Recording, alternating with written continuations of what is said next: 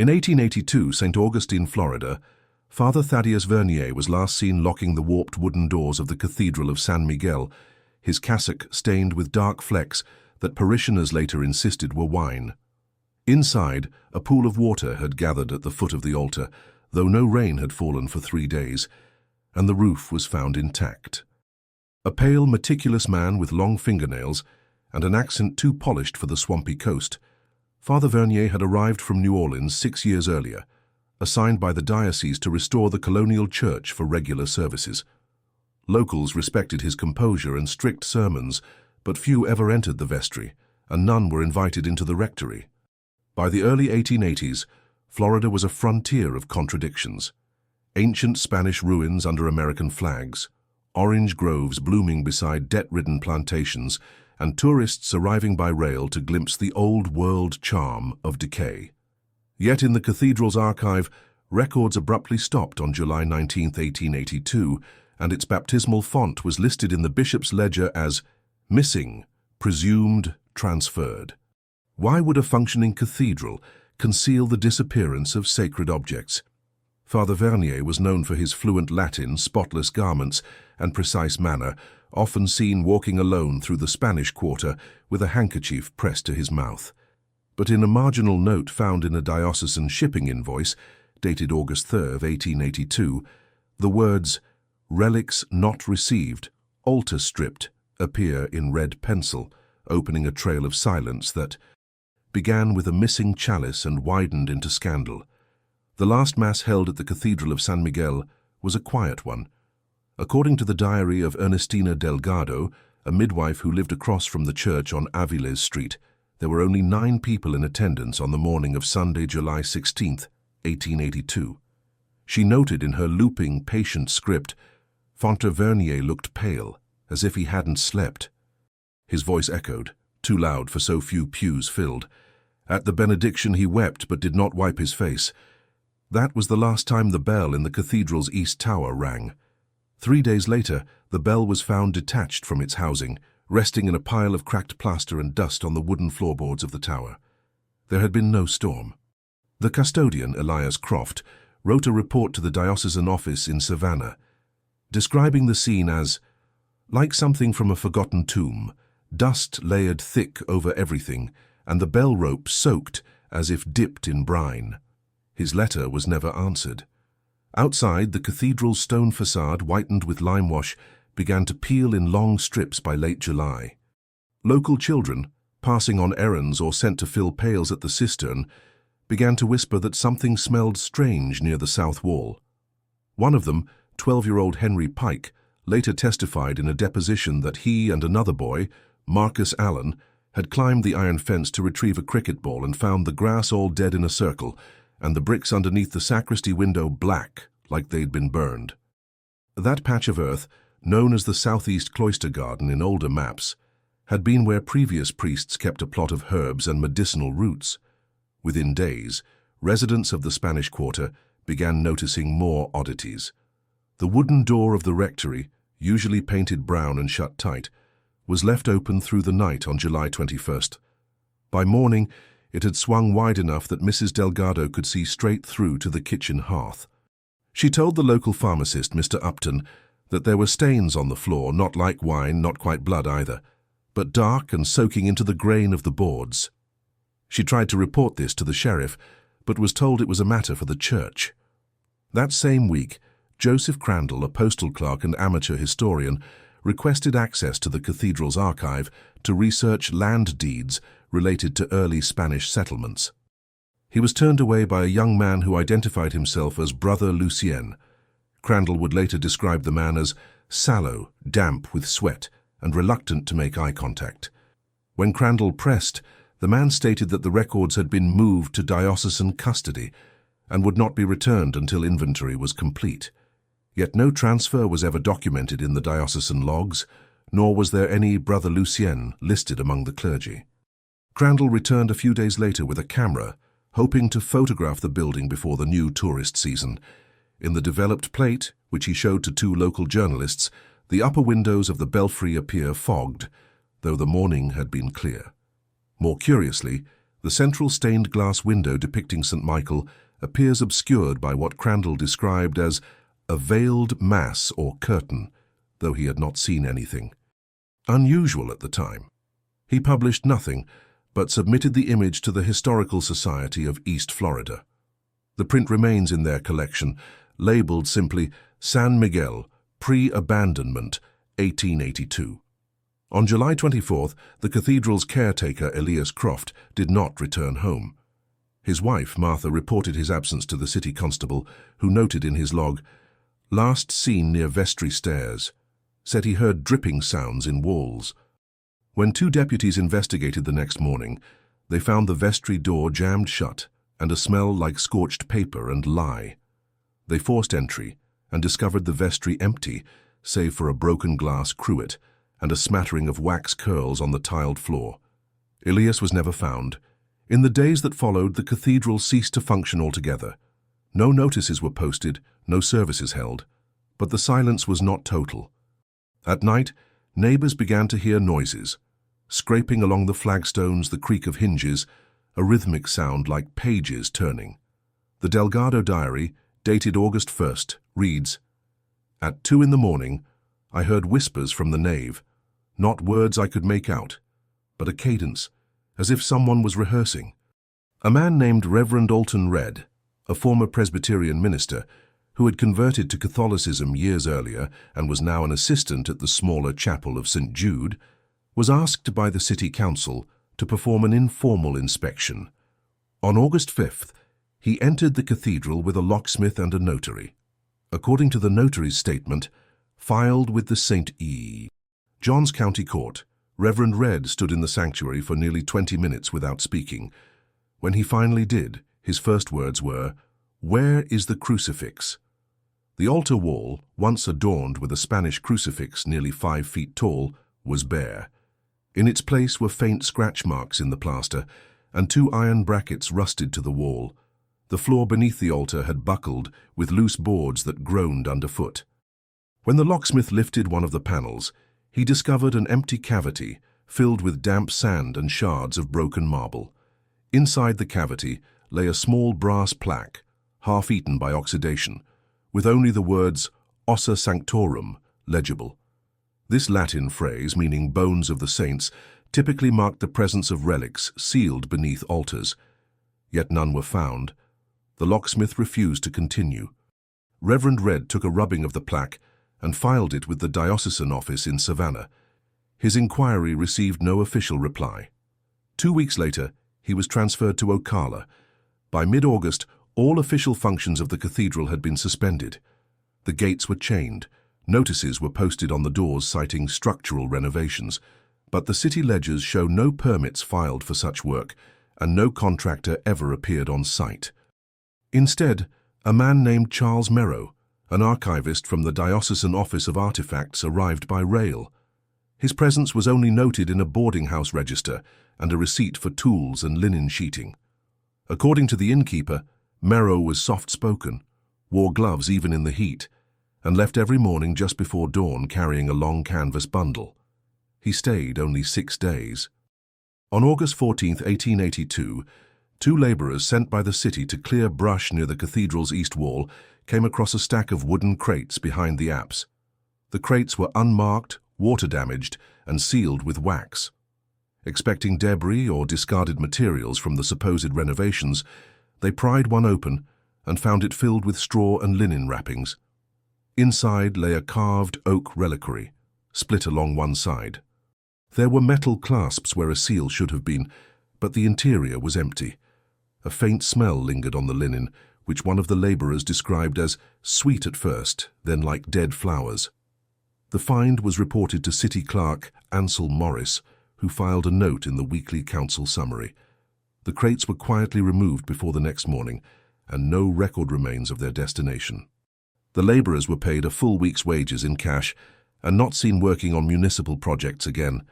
That same week, Ernestina Delgado was called to attend a birth at a boarding house on Treasury Street. The family, recently arrived from Palatka, had rented the upper floor of a house that overlooked the cathedral's rear courtyard. During the early hours of labor, as the wind picked up from the bay, The mother became agitated, repeating in a low voice that she could hear something dragging across the tiles. Delgado checked the window and reported no movement outside.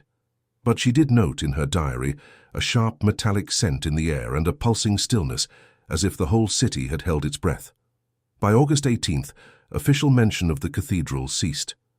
Local newspapers, which had once published updates on the restoration effort, offered no further reports. A circular sent from the diocese on the 20th announced that all references to the Cathedral of San Miguel would be archivally consolidated under the heading Historical Properties Deferred Status. In practice, this meant no clergy were to speak of it, no maintenance funds allocated, and no inquiries acknowledged. But inquiries continued. Joseph Crandall, the postal clerk with a historian's eye, began assembling a personal file. He cross-referenced shipping manifests from the docks, noting a sudden uptick in linen imports in late July, primarily routed through the port of New Orleans and marked ecclesiastical fragile. One shipment had been consigned to a TV with no surname. Crandall believed this to refer to Father Thaddeus Vernier. The crate associated with that shipment, weighing just under 70 pounds, was logged as received but never claimed. He wrote to the diocesan office requesting clarification. 2 weeks later, he received a polite reply indicating that no such shipment had ever been approved and that the initials TV did not correspond to any active cleric. Crandall, increasingly unsettled, drafted a letter to the Florida Historical Society suggesting an investigation into improper handling of church relics and undocumented property transfers. Before he could mail it, his boarding room was burgled. Nothing was taken, but his notes on the cathedral were left in disarray, several pages missing from his ledger. He never filed the report. On the morning of August 24th, the rectory was quietly boarded up. No workers were observed doing the job, but by dawn the windows were sealed and a notice had been nailed to the door. Private property. Trespassers will be prosecuted. The sign bore no seal, no signature. City officials denied posting it. A man named Clarence Bly, who delivered bread to houses along Charlotte Street, claimed to have seen someone moving inside the cathedral that same morning. He described a tall figure in black, standing in the nave near the shattered altar. According to his account, the man was motionless for nearly 10 minutes, his head slightly tilted as if listening. Bly left in a hurry and did not return to that delivery route. By early September, even those who had initially denied anything unusual began to speak in hushed tones. A teacher at the Sisters of Mercy School, Sister Agnès Lemaire, kept a journal of events she witnessed on her walk home past the cathedral. On September 2nd she wrote, "Pigeons no longer roost near the bell tower. They circle once, then vanish inland. The ground feels soft near the outer wall, as if hollow underneath. I pray before passing now." Her entry stopped 5 days later. The final known act connected to the site before its full abandonment occurred on September 10th. An elderly parishioner named Rafael Cordera, who had once served as sacristan during the early days of Father Vernier's tenure, attempted to enter the cathedral at dawn. He had with him a ring of keys, passed down from a former priest. Witnesses from the fish market saw him disappear into the side entrance near the sacristy. He did not re-emerge. At noon, the city constable was summoned. Upon entering, they found the interior in disarray. Candles lay melted into the floorboards, pews had been shifted into irregular rows, and the font was gone. Of Cordera there was no trace, only his keys, placed neatly on the central pew. The sacristy itself showed signs of damage not previously recorded. The walls were scorched in a crescent pattern, and the floor appeared damp despite the dry weather. There were 3 distinct indentations in the stone, spaced like the feet of a heavy tripod. In the far corner, a faded tapestry had been removed from the wall, revealing writing etched into the plaster beneath. It read, in Latin, "Restituetur, tacebit." Roughly translated, "It shall be restored, it shall be silent."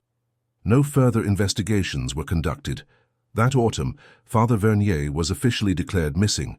No forwarding address, no last sermon, no personal effects were ever found. The diocese quietly erased his name from rosters and correspondence. His last known letter, dated July 10th, and addressed to the Bishop of New Orleans, was never sent. It was found by Crandall among a bundle of unsorted mail at the St. Augustine post office, its seal unbroken. The letter read, "To the office of the Most Reverend Henri Baudin, Archdiocese of New Orleans. Your Grace, I fear the relics were never meant to be moved. There are signs I misread. The foundation resists. The walls mark themselves. I await your guidance, though I suspect your silence means I am already known to be lost. I have kept the ossuary sealed. The others are watching. May what lies beneath remain there in haste. Functor TV." The letter was never officially acknowledged. By October, the gates were chained a second time.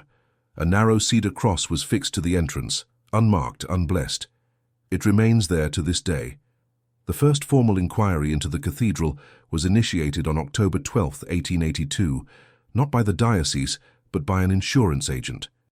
William Teague, assigned by the Florida Mutual Trust Company, had been instructed to conduct a standard valuation of the San Miguel property following its apparent closure.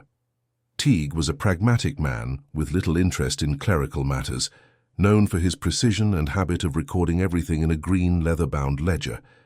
Upon arrival, he found the cathedral padlocked, its grounds unkempt, the garden overtaken by creeping vines withered at the root. In his initial report, Teague noted, "Structure intact, wood frame slightly warped, stone facade shows signs of oxidation, vault beneath altar not accessible without removal of floorboards, no living staff on premises." He photographed the site with a collapsible bellows camera. Only one of the 5 glass plates developed clearly.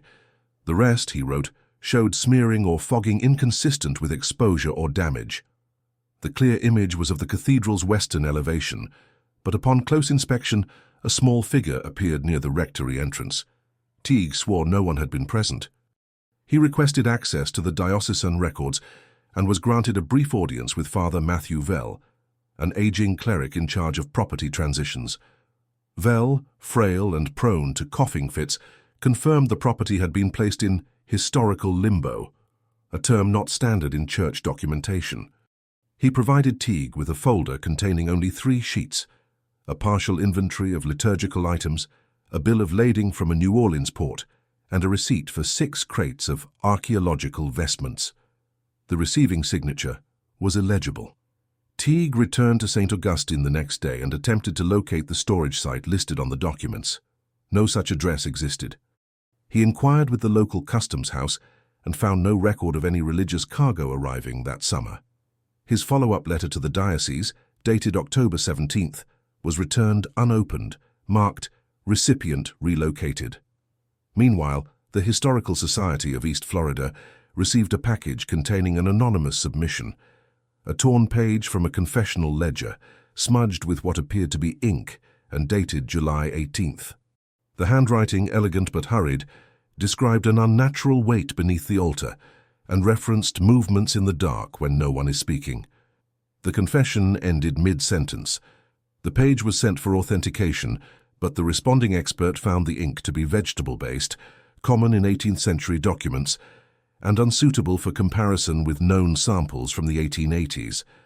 The page remains filed under provenance uncertain. On October 22nd, a local reporter, Daniel Harlow, began investigating the abandoned cathedral for the St. Augustine Gazette. His editor had received a letter signed only D, urging the paper to ask why no masses ring, why no priest returns. Harlow was known for his skepticism and clear prose. He interviewed neighbors, photographed the grounds, and attempted to cross the iron gate late one afternoon. When he returned to his lodging that evening, his boots were soaked in brackish water, and the skin beneath his eyes had darkened. He submitted no draft that night. Instead, he sent a telegram to his editor. "Cathedral not right. Need more time. Suggest archival approach." 3 days later, Harlow was reported missing. The last sighting came from a laundress, Beatrice Moore, who said he stopped by her cottage to ask about a black-clad man who watches from the bell tower. Moore, who had once cleaned linens for the rectory, told him she hadn't seen any clergy since July, but that she had heard a sound like someone dragging cloth across stone 2 nights prior. Harlow left in the direction of the cathedral, carrying only his satchel and camera. His room was later found undisturbed. His satchel, minus the camera, was discovered under the footbridge leading to the Spanish Quarter. The contents were returned to the Gazette. Among the items was a hand-drawn map of the cathedral's interior, marked with circles at the altar, vestry and rectory stairs. The altar was labelled Point of Origin. Public curiosity intensified. Rumours spread in whispers that the altar had been built over a pre-colonial grave, that a Frenchman once kept prisoners in the crypts, that the Spanish had sealed something away during the First Seminole War. None of these stories were substantiated, but the lack of official clarity only deepened the sense that something had been left unfinished, unresolved. On November 1st, All Saints' Day, a travelling bishop from Charleston, Ambrose Linton, visited St. Augustine on unrelated diocesan business. Upon hearing whispers of the cathedral's closure, he made an unannounced visit to the site. He arrived shortly after sunrise, accompanied only by a young seminarian named Victor Shaw. The two entered through a side gate. They were seen by dock workers at the nearby bayfront, who noted that the bishop carried a travelling stole and a volume of scripture bound in red leather. Shaw later recounted that, upon entering, they were struck by the smell of mildew and wax, though no candles burned. Dust blanketed the pews, and yet there were fresh scuff marks along the central aisle. As they approached the altar, Bishop Linton grew quiet. The floor had buckled further since previous inspections.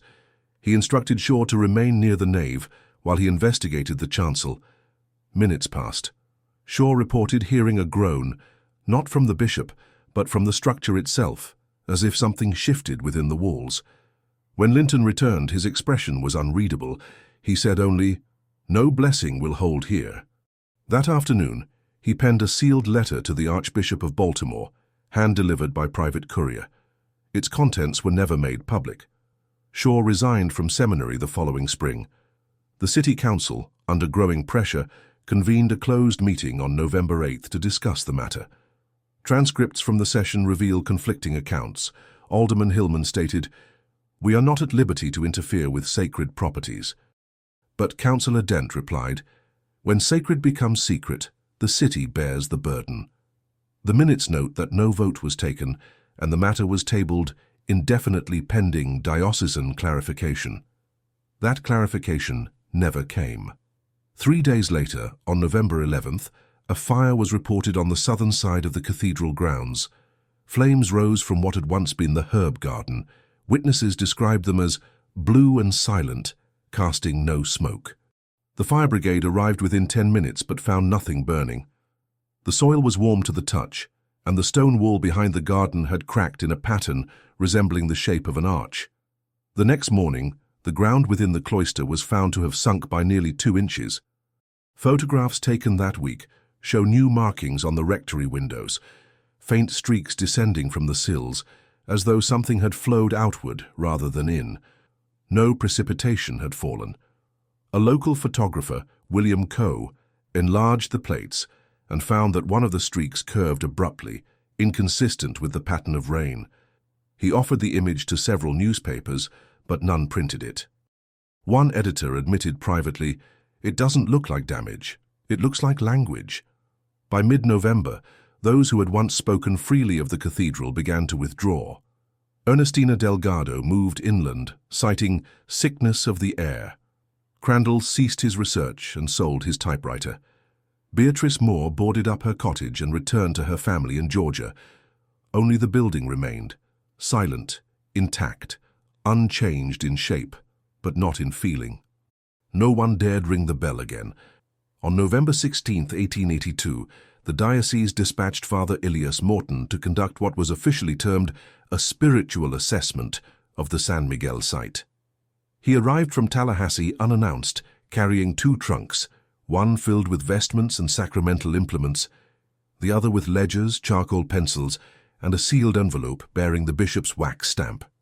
Morton, 43, was a precise man of legalistic mind, having previously served on the Ecclesiastical Review Committee, investigating lost seminary records. His mandate was to verify the state of the property and determine whether it should be deconsecrated. Morton lodged in the rectory for 3 nights. His journal, preserved by his niece after his death in 1891, begins with pragmatic observations. On the first day he notes the quiet of the grounds, the brittle ivy, the rust on the wrought iron fence. By the second entry the tone has shifted. The sacristy floor remains unstable. A faint moisture seeps upward. It carries with it a trace of roses, dried, not fresh. That evening he reports finding a narrow drawer built into the side of the altar's base, one that does not appear in the original architectural plans. Inside was a rolled parchment, sealed with red wax bearing an unfamiliar crest, a diagonal line flanked by a circle and a flame. The text was in Latin, but incomplete. Morton transcribed what he could. "Let none raise what was placed to rest. The vessel remains pure only while sealed.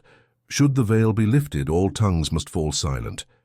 He kept the parchment in his coat pocket and wrote that he would consult the diocesan archivist upon return.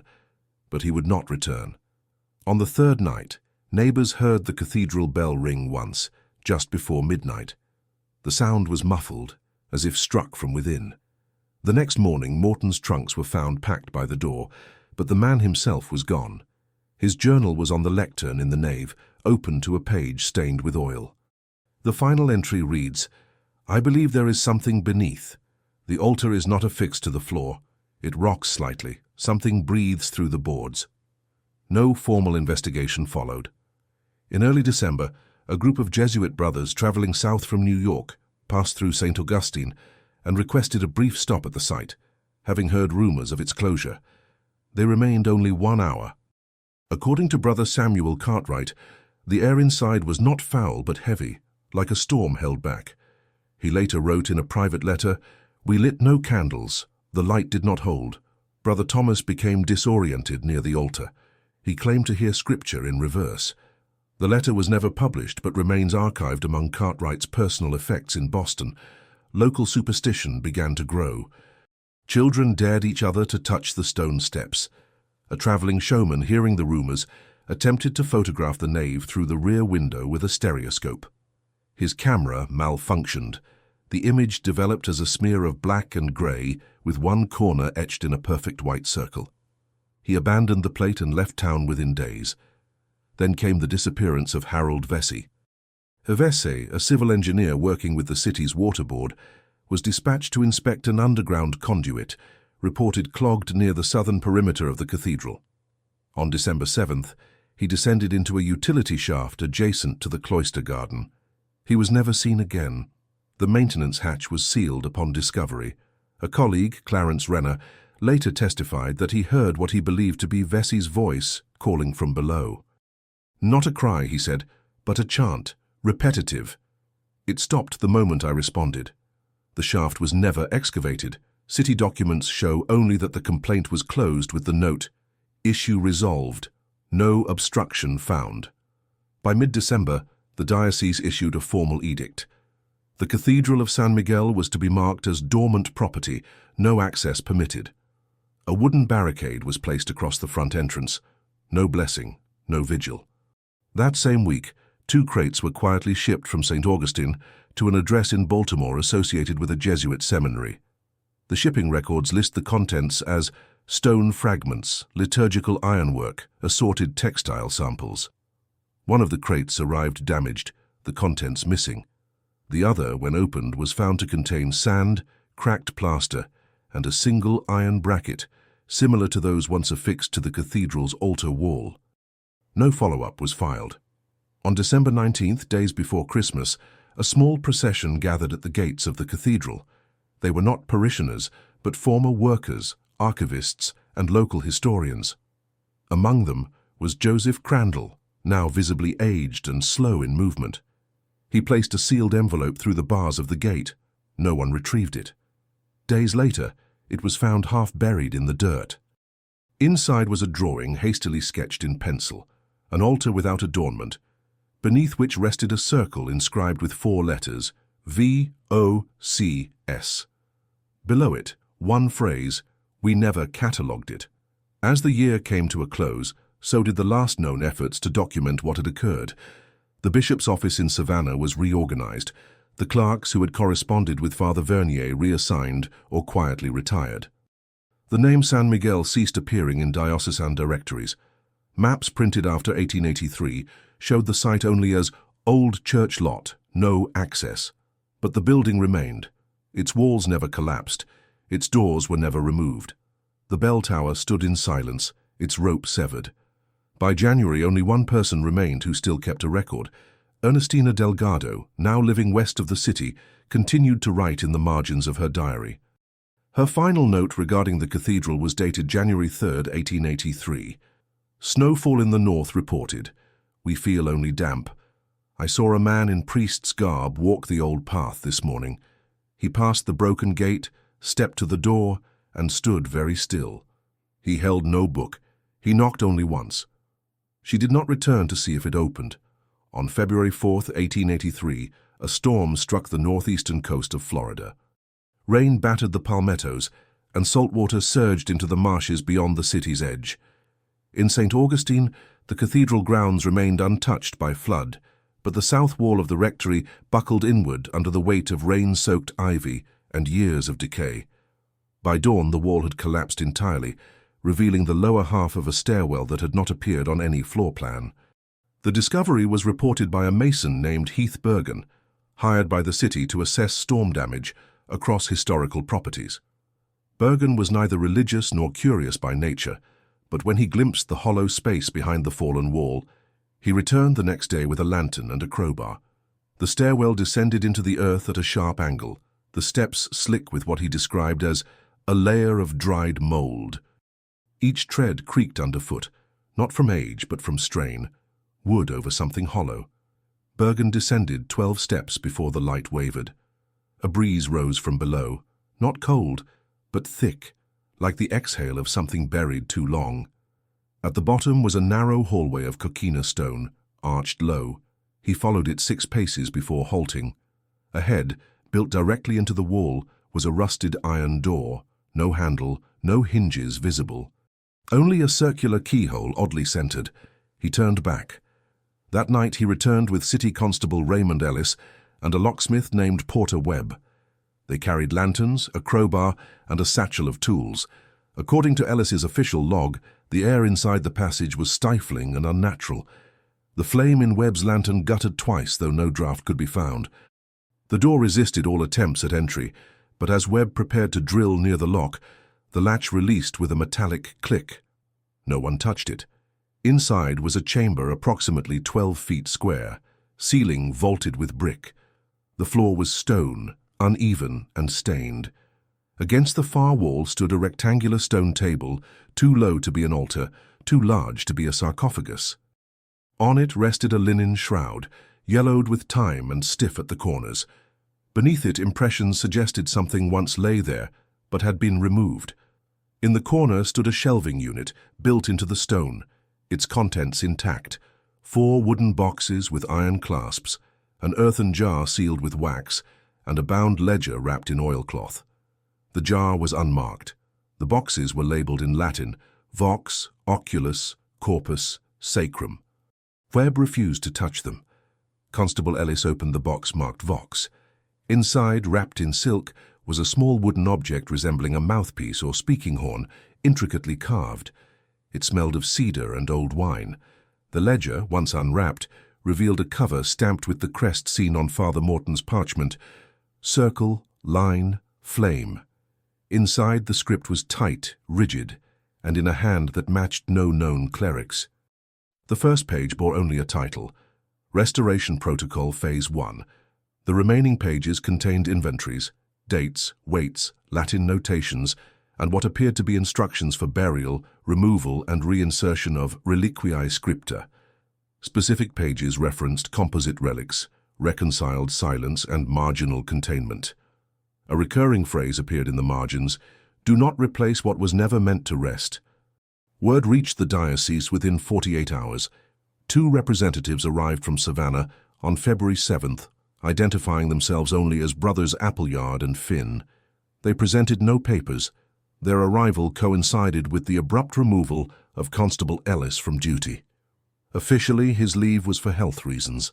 Unofficially, he had begun experiencing seizures and was unable to speak coherently. His wife reported that he repeated the phrase, "It never stopped talking," each night in his sleep. The brothers spent 3 days inside the rectory, sealing off the stairwell and replacing the collapsed wall with temporary boards. They instructed the city clerk to mark the site condemned unsafe for passage and offered no further comment.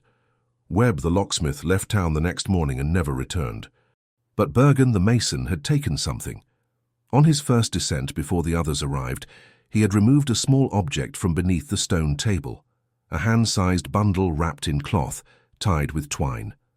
Inside were 3 bone fragments, delicately carved with minute script too faded to read. He brought them home in his satchel, intending to report them later. But that night, he dreamed of a voice reciting unfamiliar scripture. The next morning, his daughter found him seated at the kitchen table, bleeding from the ears and unresponsive. He survived, but never spoke again. The bones were never recovered.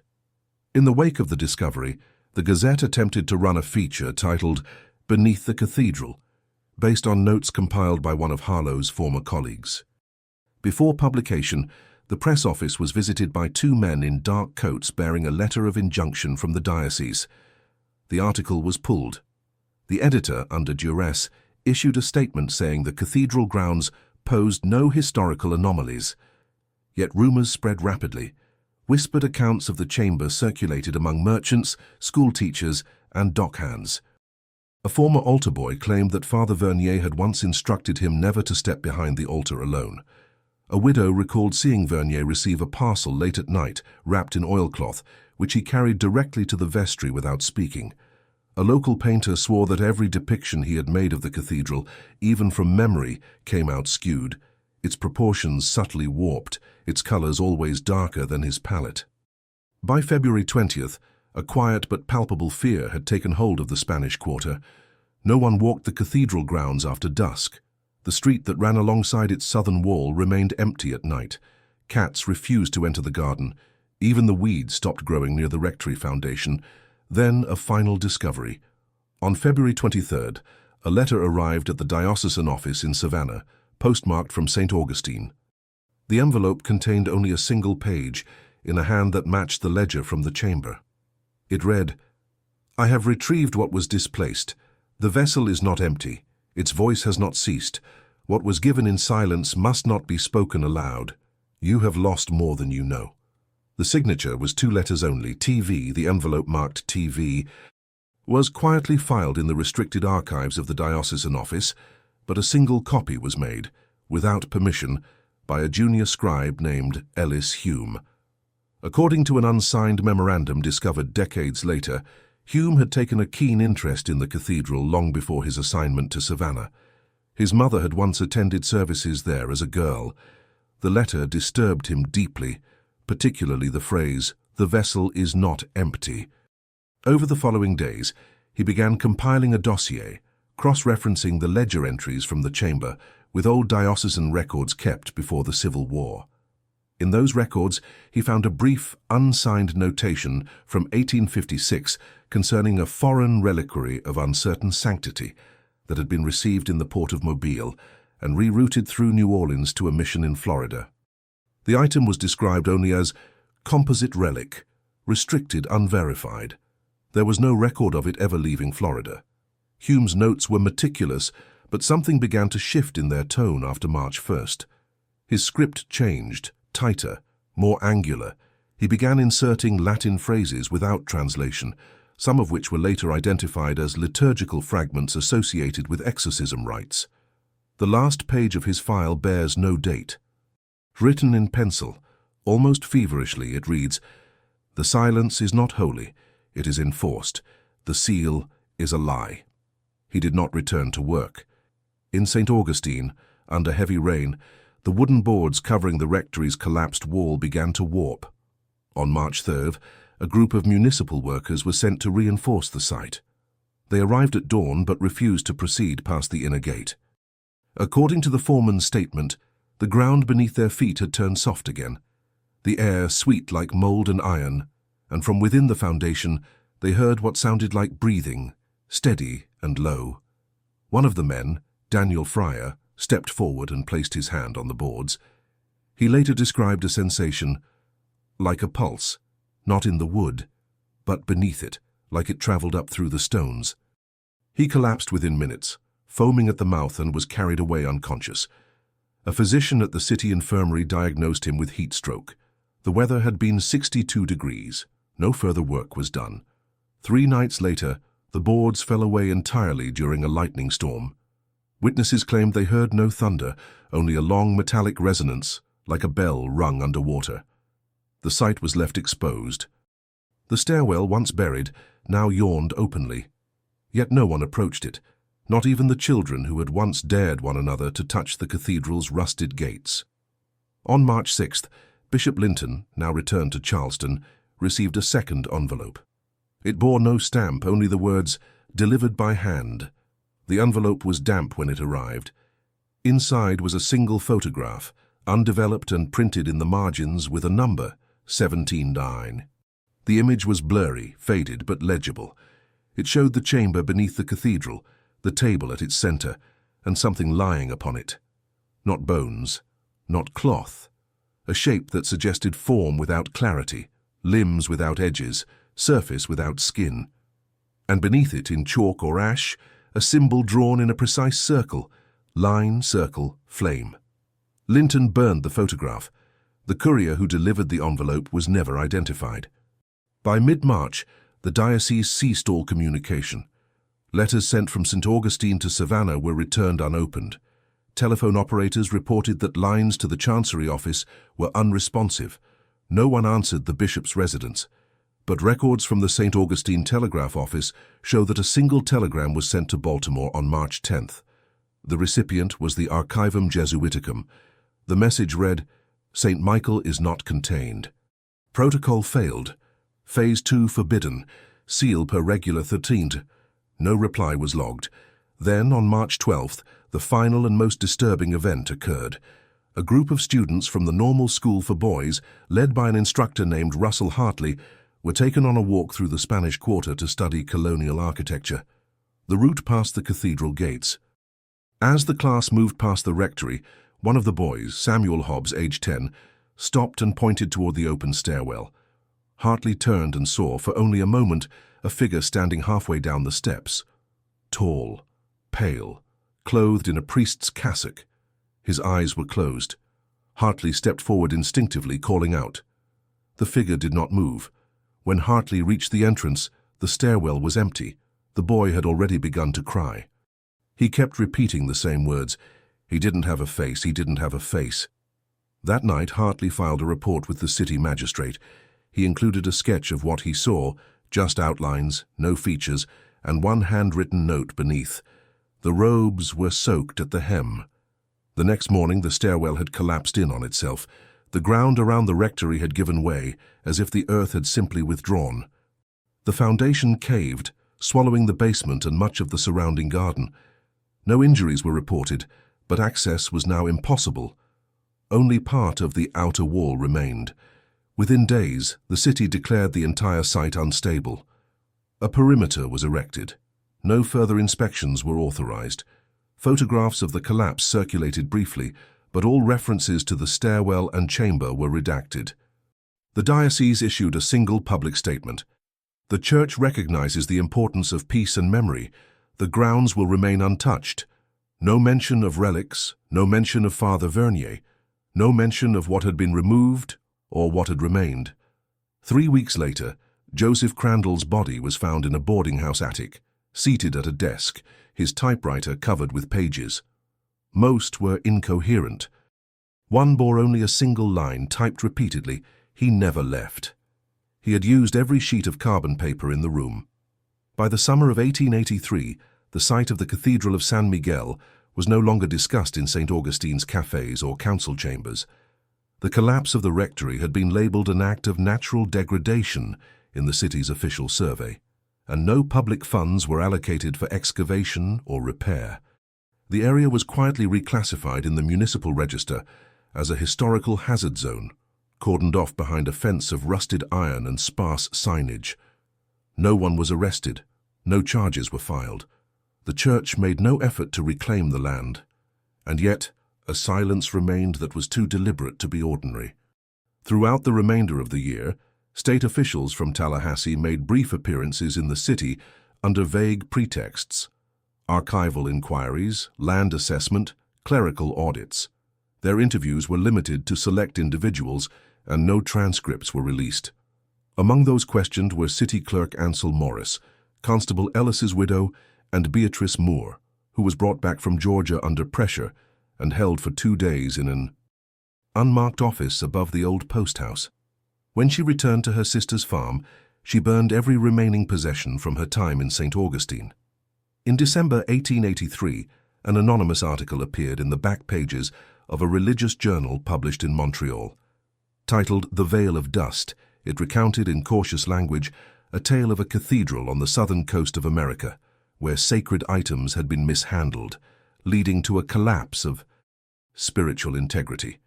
It warned against unverified reliquaries and experimental rites, and concluded with a phrase not found in any common liturgy: "The silence is containment, not peace." The article was attributed to a frater fee and cited no sources. By the following spring, the once prominent footprint of San Miguel had been reduced to little more than a cautionary tale. Local children were warned not to trespass near the ruins, not for fear of punishment, but because the stone remembers. Surveyors who attempted to map the area found that compasses spun unpredictably near the southern wall. A new street planned to pass through the block was redirected without public explanation. In one council meeting, Alderman Dent remarked, "Let the earth have what it has chosen to keep." No structure was ever built on the site again. In 1884, a traveling scholar named Walter Isherwood visited St. Augustine to study early colonial architecture. Finding the cathedral missing from newer maps, he traced its outline through land grants preserved in the Historical Society's archive. When he arrived at the location, he noted in his journal, "The stones remain, but the air hums like bees trapped in wax." He spent 3 nights in a boarding house nearby, writing late into the evening. On his final day, he copied the stone plaque still affixed to the fence, one of the only remnants that bore the original name. Then he left, leaving behind a notebook in the hotel room drawer. Inside the notebook, a passage stood out among architectural notes. "There is no altar, there is no nave, only a memory pressed into stone, like a thumbprint on cold glass." No one claimed the notebook. In 1885, the Diocese of Savannah underwent internal reorganization. Several priests linked to the events of 1882-83 were relocated without public notice. Father Matthew Vell died of pneumonia during that winter, his personal papers destroyed by order of the provincial. The archivist Charles Mero was last seen boarding a train to St. Louis, but never arrived. No inquiry followed. In the same year, the Ecclesiastical Review Committee convened to revise its guidelines on relic authentication, introducing new protocols for layered composite verification and mandatory oversight for long-sealed reliquaries. The revisions made no mention of San Miguel, but one line in the protocol's appendix read, "Under no condition shall Phase 2 be initiated absent full regnal approval and verified Salentum status." In the decades that followed, no public commemoration was held, no plaque, no mass, no moment of recognition. But the site remained untouched. In 1890, a fire spread through part of the Spanish Quarter, destroying several wooden homes. Flames came within feet of the cathedral ruins, but stopped abruptly at the edge of the foundation. Witnesses claimed the fire turned sharply, as though repelled by the stone itself. When a journalist from Savannah inquired about the site, the city clerk responded with a single line, "There is no parish by that name in our register." The St. Augustine Historical Society, under new leadership, quietly removed the term Cathedral of San Miguel from its records, replacing it with unverified site Spanish colonial 18th century. The Journal of Ernestina Delgado, which had remained with her family after her death, was donated anonymously to the society in 1892. It was never catalogued. The pages were brittle, some ink faded beyond recovery. But in the final entry, one line had been underlined in graphite by an unknown hand. If they sealed it once, what kept it quiet the second time? In the spring of 1893, 11 years after the last Mass was held at the Cathedral of San Miguel, a professor from the University of Pennsylvania, arrived in St. Augustine under a grant to study forgotten ecclesiastical sites along the southeastern seaboard. His name was Dr. Howard Leving, a cultural historian specializing in religious structures abandoned during the post-Reconstruction era. He brought with him measuring tools, a phonograph recorder, and a small team of graduate assistants. Local officials declined to provide access. The grounds were still fenced, though the boards had rotted and ivy clung to the rusted gates. The earth had shifted again after a mild earthquake tremor in late 1891, causing new fissures to appear near the old cloister path. Leving described the air as denser than the coastal wind should allow. When he attempted to record ambient sound near the foundation, the phonograph needle failed to engage properly. When finally fixed, it captured only a low drone, rhythmic like breath passed through a reed pipe. He published none of his findings. Instead, he submitted a sealed monograph to the American Folklore Society, labeled "For Internal Review Only." In it, he detailed what he believed to be a rare form of encoded theology, performed spatially through architecture and absence. He theorized that San Miguel had been the site of a containment ritual dating back to the early Spanish missions, involving relics not recognized by later ecclesiastical authorities.